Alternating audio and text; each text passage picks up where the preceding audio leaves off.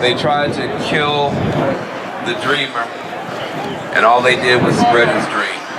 50 years ago today, people around the world's hearts were broken. People thought that this movement had been delivered a death blow. But 50 years later, you are in the presence of the giants who sprung up to catch the baton from the hands of Dr. Martin Luther King. And I want to bring to you right now, with no further ado, the oldest son of Dr. Martin Luther King Jr., here to be with you today, Martin Luther King III. Marty is coming up. They're mobbing him. They're not letting him come. But Marty is on his way.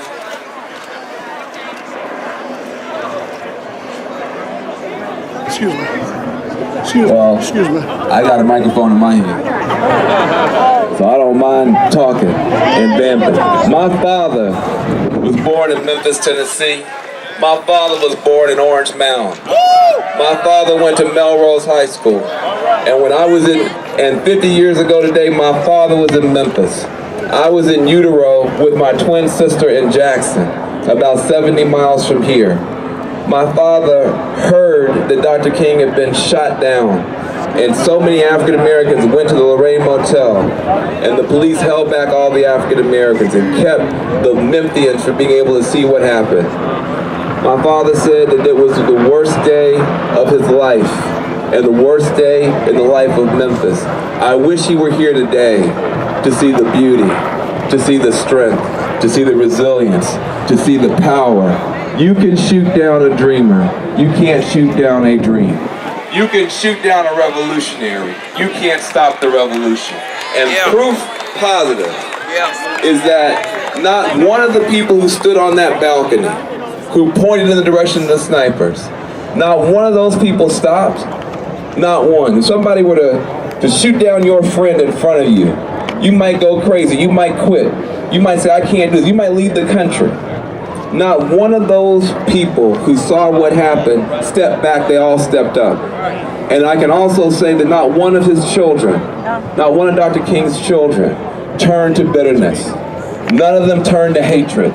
None of them turned to retaliation.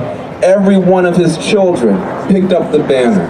And I am so proud to be on stage today to bring forward the elder, there are only two sons, the older son of Dr. King. Please give a round of applause. 50 years after his father was taken for him, still fighting for justice, Marty King on the stage.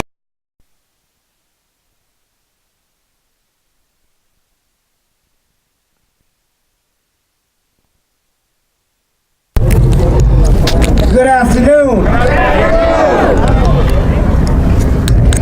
It is always a tiny bit challenging being in Memphis, but particularly on this day, 50 years ago, when my father's life was taken, and while my mother lost a husband, and my siblings and I lost a father, this nation gleamed an understanding of a message and a movement that is still alive today. Yes. We have demonstrated that through this commemorative effort. But our work is still not done. My dad focused on what he called were the triple evils. He identified them as the evil of poverty, the evil of racism, and the evil of militarism and violence. There's something wrong in our nation where we live, where a minimum of 48 million people are living in poverty. That's unacceptable with a nation with a $20+ trillion economy.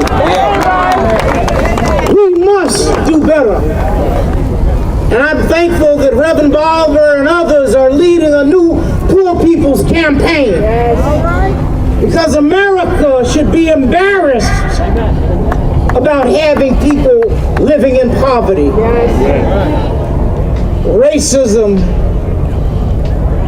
we know what's happening around racism.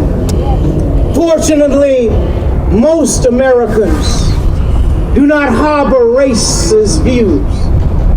But there's an element, and some of the things that have been said by the president have given rise to this behavior. And so we got to find a way to work on the president's heart, like we worked on George Wallace's heart years ago and changed him. Brother. Finally, militarism and violence. The military-industrial complex is alive and well. And you know what? The violence that we see in communities, there's no accident. No. 7 out of 10 video games that our children are buying are about blowing up something and shooting something. 6 out of 10 television programs are violent. Several of the movies in theaters are violent. No wonder we are violent. We live in a culture of violence. And if we want to change that, we got to change the culture. I'm talking about creating a culture of nonviolence. Martin King Jr. called it a revolution of values. That's what's needed today, a revolution of values. When black men, just as the other day in Sacramento, are shot down innocently for having a cell phone, you know we're not free. So what I'm going to urge you to do and think about, and as we go throughout this day, we're commemorating today, but the work starts tomorrow. We've got to find ways to register people like never before. And we got to vote in November like never before. 3 quick movements that are phenomenal. Black Lives Matter. I know brothers and sisters are here from Black Lives Matter. The Me Too movement. And finally, the high school student-led movement to address guns in this country. That's right. We should be excited about that. I was so thankful that our daughter was able to be there last week and share her dream. We all must help the young people achieve this. We as adults maybe have failed, but we will do better. So don't get any ways tired, I said last night, because we've come much too far from where we started. Nobody ever told us that our roads would be easy. But I know our God did not bring us this far. Thank you very much.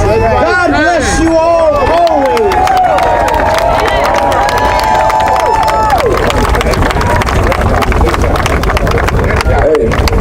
That was not Marty King. That was Martin Luther King III. Give a round of applause. That was Martin Luther King III. So blessed to have him. Sometimes people say that somebody doesn't need an introduction, and they do. Everybody deserves one, but the next speaker does not need one. I bring to the stage and I bring to you today Reverend Al Sharp. No justice! No peace! No justice! No peace! No justice! No peace! No justice! No peace! We are here today, 50 years later. But we're not here to mourn. We're here to recommit. We're here to let this nation know that Dr. King did not die in vain. He came to Memphis to stand up for AFSCME union workers. He stood up for garbage strikers. And 50 years later, they're trying to take the right of union organizing away. That's why we march today. We march because poverty in Memphis is as low now as it was 50 years ago. That's why we march today. We march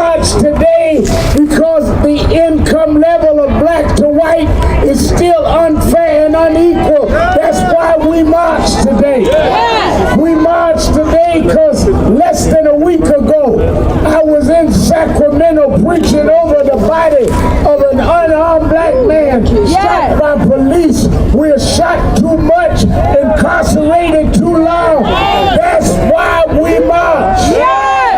You may have taken the dreamer, but you have not taken away the dream.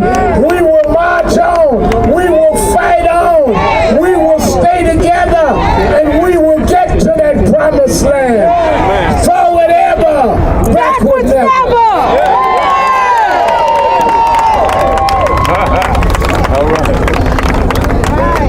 Now y'all need to give a round of applause for our show. You tell more truth in 10 seconds than most people tell all day. I love that, brother. Now next, you will hear from a living legend, someone who as a vocalist and as a percussionist has literally moved billions of people. Someone who is not only here to honor a king, but who has stood with a prince. Someone whose standing in American history is secure, but who is here to give you her words of love and support. On this stage right now, Sheila E.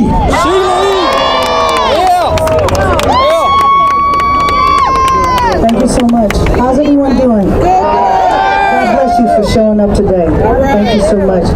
We are gathered here today in recognition of the words, the life, the love, and the spirit of Dr. King, a man who embodied the essence of sacrifice and solidarity in the fight against injustice and inequality.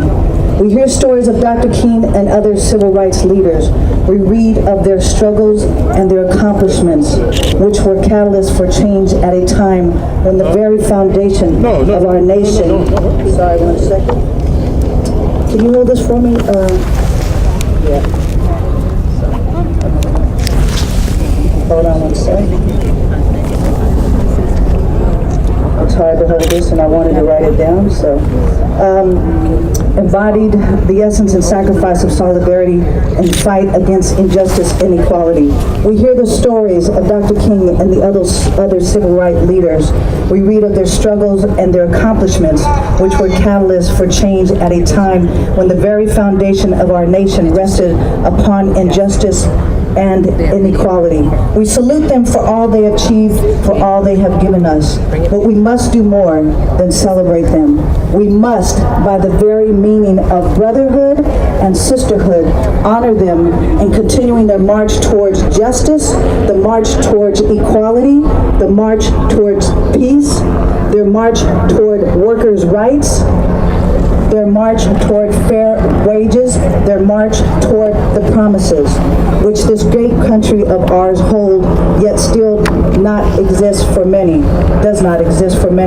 Now is a time when we must forge ahead and claim that which is not granted to us, but that which is given to us by God, our birthright as equal men among men and equal women among women. Dr. King blazed the trail for us to follow, but as recent events have shown, whether it's teachers on strike in Oklahoma or our children desperately seeking our protection against gun violence, or families and loved ones destroyed through the opioid epidemic, as we people are not finished with that march as long as there is a soul, regardless of race, religion, or gender, we shall never be at rest. Injustice of any kind from anyone cannot and shall not be accepted to prevail. I thank Dr. King, the King family, and all the leaders that have continuously shown us the way and given us the determination to stand against injustice. I said stand against injustice and stand up for the American dream. God bless you. Thank you very much. That was Sheila. I got my hug and my selfie, so I'm good. Y'all would act the same way if you were up here, so don't hate. Now, whenever something good happens, whenever something bad happens, everybody is quick to assign blame.